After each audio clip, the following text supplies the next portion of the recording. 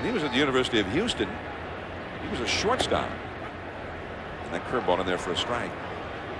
He said he would often pitch the first game of his series in college, and then he played shortstop the rest of the time. It's a foul.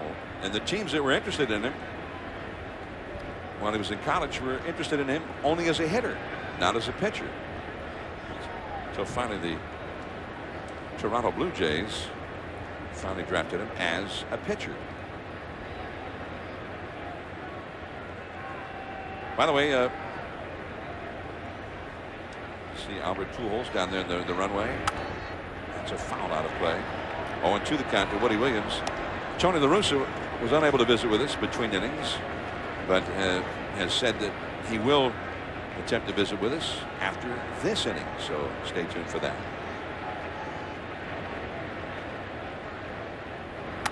A changeup. It's softer to short. He's Torres. Just got it. Woody Williams doesn't run like a pitcher either. Tony Womack.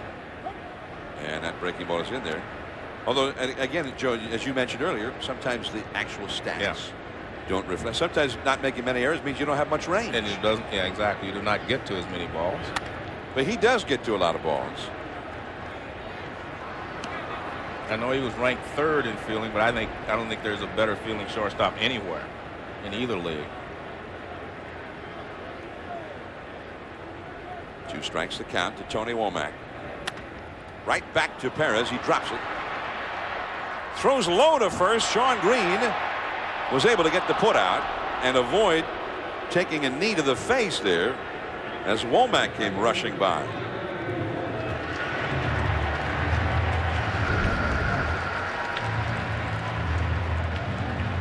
Ball hit right back to him. Dallas knocks it down. Then he knows that Womack is running, so he rushes his throw. What a good play there by Sean Green. Throws it toward the home plate side of first base. He stays with it and removes himself from the flight of. That ball is hammered. Larry Walker has hit one way out of here. 2-0 Cardinals.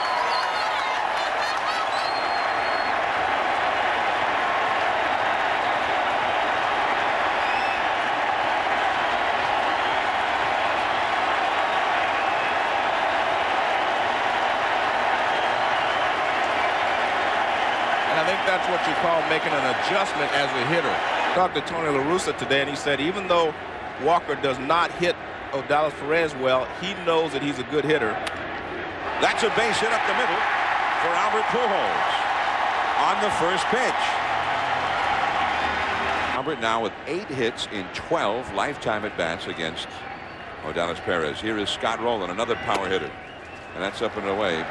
And I know when we were here in the regular season, Joe, you offered the opinion that you didn't think there was maybe any pitcher that could count on in the postseason being able to go very deep in this game because they just wear you down, this lineup. Well, I don't think you can go through these guys 3 or 4 times in a game without getting touched up. 1 ball, no strikes, and that is high. 2-0. And I don't mean just hitting home runs off of him, but scoring some runs, putting the ball in play, keeping you under pressure. That's why this lineup is such a good lineup. I mean, every one of these guys can do something, starting with Womack all the way through Matheny. They all can put the ball in play. They know what they're doing in the batter's box, and they're a smart hitting group. And I think Mitchell Page, who is the hitting instructor, has a lot to do with that. They all have the right approach to hitting. There he is, the rage, Mitchell Page. 2-0 the count to Scott Rowland. Big pitch here with Pujols at first.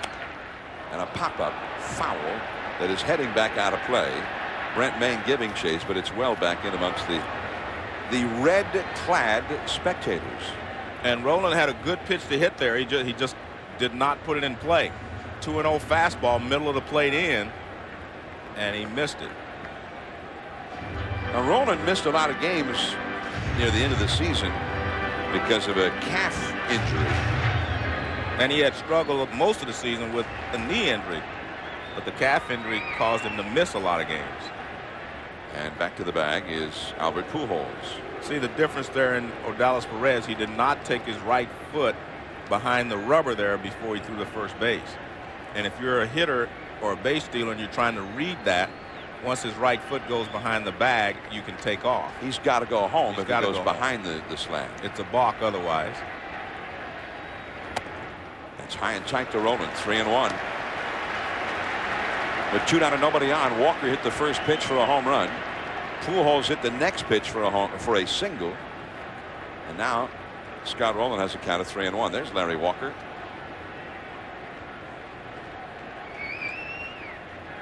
Three and 1 the count. The infield playing Roland to pull. Inside, ball 4. The walk for Roland moves Pujols over to second. 2 men on with 2 men out. Odalis Perez has given up a couple of home runs here in the first 3 innings. And he's in trouble right here with 2 men on. Renteria at the plate and Edmonds behind him. I think the one thing that Jim Tracy fears is that he gets into a scoring race with the Cardinals. He said we're not going to be able to beat them if we have to outscore them with big numbers every day. So he doesn't want to fall behind, by 3 or 4 runs, because he knows then that's what it's going to turn into.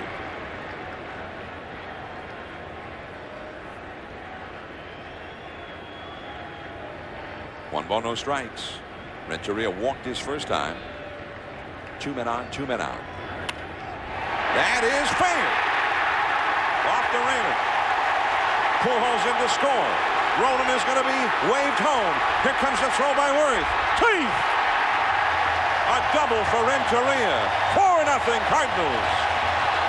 3 runs are in, and it all started with 2 down and nobody on. Larry Walker hitting the first pitch he saw for a homer. Pujols hit the next pitch for a single.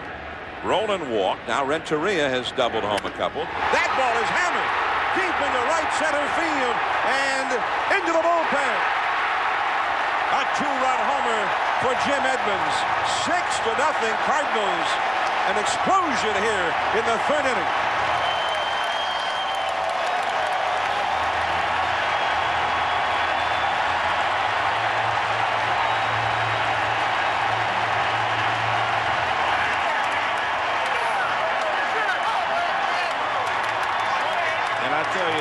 These guys are good. I mean, they can handle good pitching. They can handle anything. But the biggest point here to make is that they made adjustments to what Odalis Perez was doing to him the first time through the lineup. Larry Walker struck out. He hits a home run. Jim Edmonds struck out, and he hits the same pitch that they got him out with the next time up. Well, now they want Edmonds to take a bow. The 3rd home run for the Cardinals. In the first 3 innings, Odalis Perez has been knocked out of the box. Descends is coming in. 6-0. Home runs by Walker and Edmonds here in the 3rd.